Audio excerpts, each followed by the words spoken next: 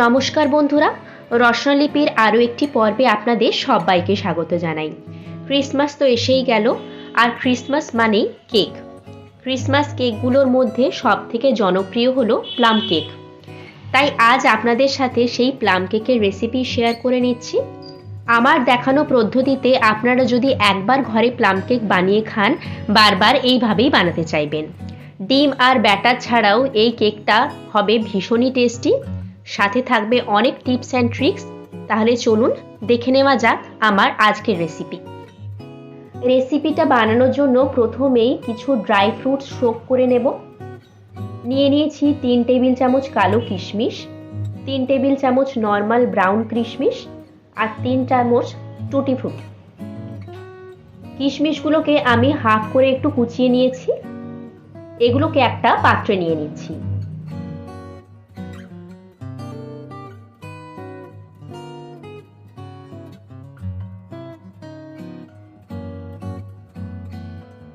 এর মধ্যে দিয়ে দিচ্ছি 100 ml অরেঞ্জ জুস। এখানে কিন্তু প্যাকেট অরেঞ্জ জুসই ব্যবহার করবেন, ফ্রেশ অরেঞ্জ জুস ব্যবহার করলে তেতো হয়ে যেতে পারে। এটাকে ওভারনাইট সোক হতে দেব। পারফেক্ট প্লাম কেকের জন্য কিন্তু ওভারনাইট সোক করাটা ইম্পর্টেন্ট। হাতে সময় না থাকলে মিনিমাম 2 থেকে 3 ঘন্টা সোক করে নিতে হবে। পরের দিন একটা মিক্সিং বোলে নিয়ে নিচ্ছি হাফ কাপ দুধ,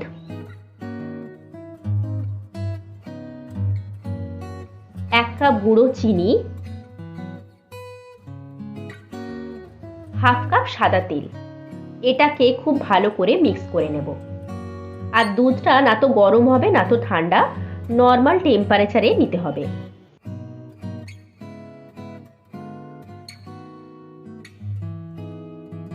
এটা খুব ভালো করে মিক্স হয়ে গেলে এর মধ্যে দিয়ে দিচ্ছি 2 টিস্পুন ভ্যানিলা এসেন্স।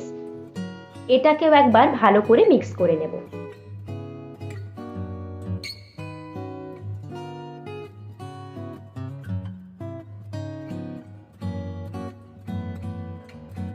এরপর এতে দিয়ে দিচ্ছি 2 কাপ ময়দা,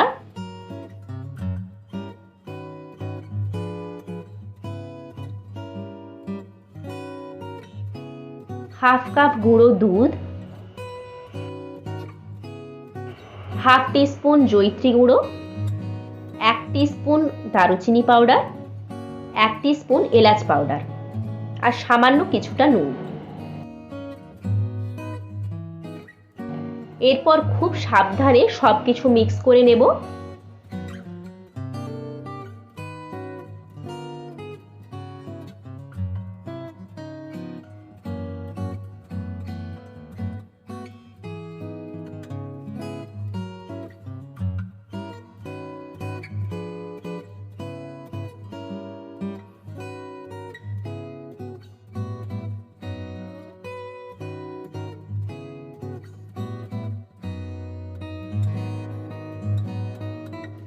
মিক্স করা হয়ে গেলে ওভারনাইট সোক করা ড্রাই ফ্রুটসগুলো দিয়ে দিচ্ছি।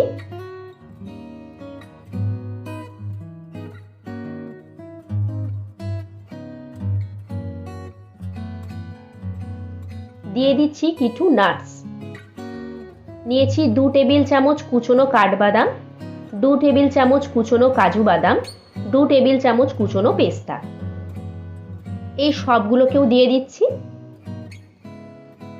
এই সবগুলোতে খুব ভালো করে মিশিয়ে নিচ্ছি।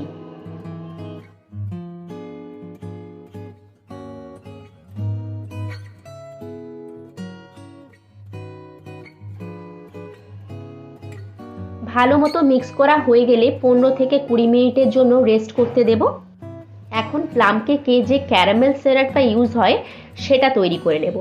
ক্যারামেল সিরাপ বানানোর জন্য কড়াইটা কিন্তু আগে থেকে একটু গরম করে নিতে হবে। এরপর দিয়ে দিচ্ছি 200 গ্রাম চিনি।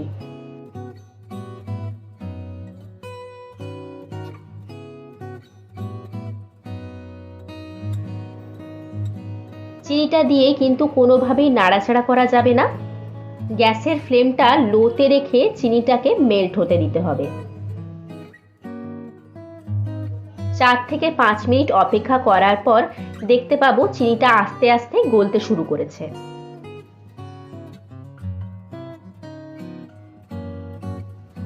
চিনিটা বেশ কিছুটা গলে গেলে এবার আস্তে আস্তে পুরোটা নাড়াচাড়া করতে থাকবো।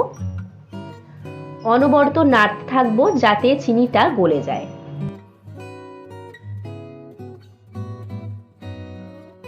4 থেকে 5 মিনিট অনবরত নাড়াচাড়া করার পর পারফেক্ট ক্যারামেল কালারটা চলে আসবে।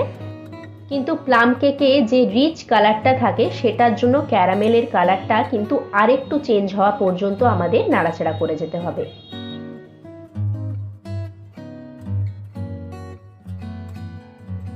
আরও 1 থেকে 2 মিনিট নাড়াচাড়া করার পর যখন এরকম ফেনা ফেনা হয়ে যাবে তখন গ্যাসের ফ্লেমটা অফ করে পরিমাণ মতো জল দিতে হবে। জলটা কিন্তু খুব সাবধানে দিতে হবে, না হলে কিন্তু বাইরে ছিটিয়ে আসতে পারে। জল দেওয়ার পর গ্যাসের ফ্লেমটা আবার জ্বালিয়ে দেব। এরপর নেড়েচেড়ে সিরাপটা তৈরি করে নেব। আমি 50 ml মতো জল ব্যবহার করেছি।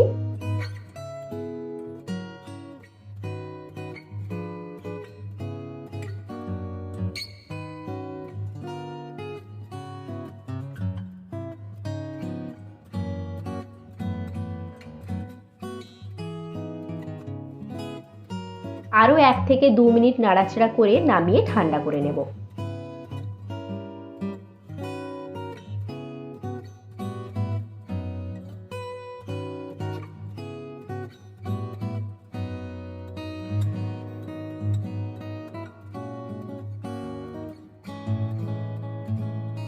ঠান্ডা হয়ে গেলে কেক মিক্সচারের মধ্যে এটা ঢেলে দিচ্ছি।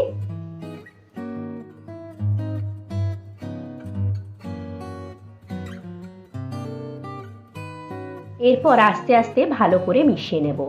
এখনই বুঝতে পারছেন মিক্স করার পর কালারটা কতটা ভালো লাগছে।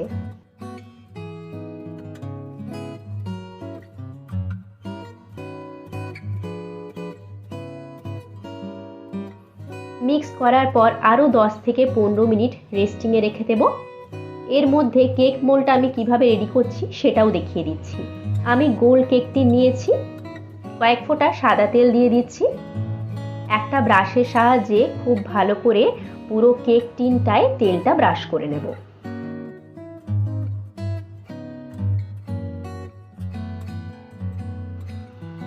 এরপর আমি কিছু সাইজ করে বাটার পেপার কেটে রেখেছি, সেগুলোকেও লাগিয়ে দিচ্ছি। বাটার পেপারগুলোর ওপরেও একটু অয়েল ব্রাশ করে নিচ্ছি।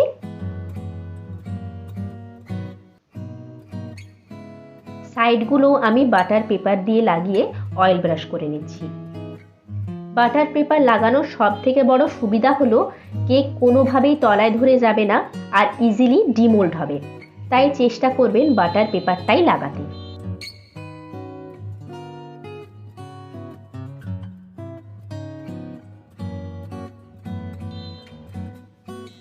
কেক মোল্ডটা তৈরি হয়ে গেলে আমি কড়াইতে কিভাবে প্রিহিট করছি সেটাও দেখিয়ে দিচ্ছি।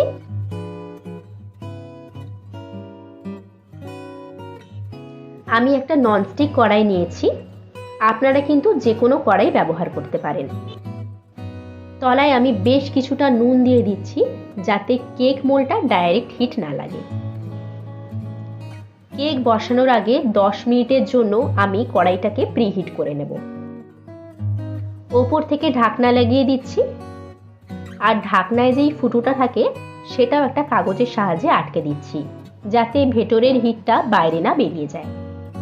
কড়াইটা প্রিহিট হয়ে গেলে কেকটা তৈরি করে নিচ্ছি। আমি হাফ ব্যাটার সরিয়ে রেখেছি কারণ একটা মোল্ডে এতটা ব্যাটার একসাথে দেওয়া যাবে না। এই হাফ ব্যাটারটার মধ্যে দিয়ে দিচ্ছি 1 teaspoon baking powder, half teaspoon baking soda আর 1 টিস্পুন ভিনিগার। এরপর খুব ভালো করে এটাকে মিশিয়ে নেব। মনে রাখবেন কেক পারফেক্টভাবে ফোলার জন্য কিন্তু বেকিং পাউডার, বেকিং সোডা আর ভিনিগার এটা লাস্টেই দিতে হবে।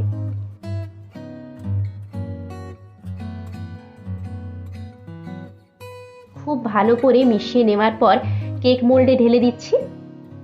আর কেক মোল্ড কখনোই পুরো ভর্তি করবেন না, হাফ ভর্তি করবেন, কারণ কেকটা বেক হওয়ার পর অনেকটাই ফুলে যাবে।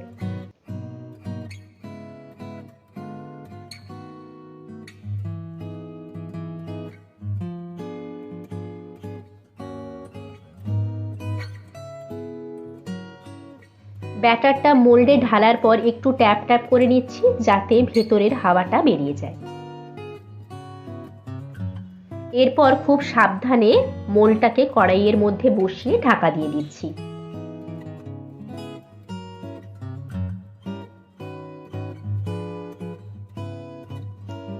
পনেরো থেকে 20 মিনিট পর দেখব কেকটা সব দিকে সমানভাবে ফুলে উঠছে। 30 থেকে 40 মিনিট পর কেকটা যখন এতটা ফুলে যাবে তখন ওপর থেকে কেকটাকে একটু গার্নিশ করে দিচ্ছি। শুরুতেই যদি গার্নিশ করতাম তাহলে কেকটা বেক হওয়ার সময় সব ইনগ্রেডিয়েন্টসগুলো ভেতরে ঢুকে যেত। তাই 30 থেকে 40 মিনিট পর যখন 70% মতো হয়ে যাবে তখন ড্রাই ফ্রুটসগুলো দিয়ে দিচ্ছি।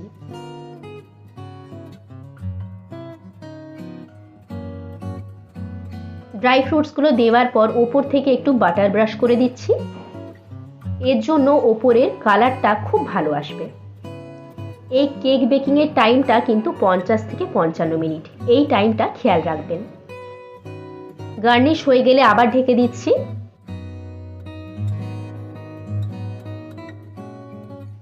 মোট 55 মিনিট পর একটা চামচ কেকের মধ্যে দিয়ে দেখিয়ে দিচ্ছি একদম শুকনো, কোনো ব্যাটার কিন্তু লেগে নেই।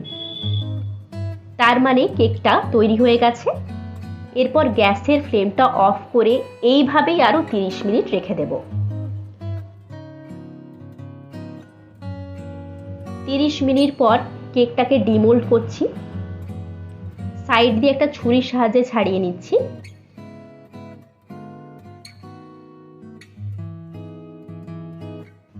এরপর একটা প্লেটে খুব সাবধানে উল্টে দেব।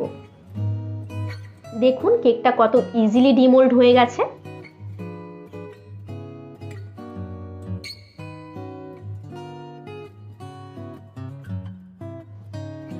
এরপর আরো একটা প্লেটের সাহায্যে কেকটাকে উল্টে নেব।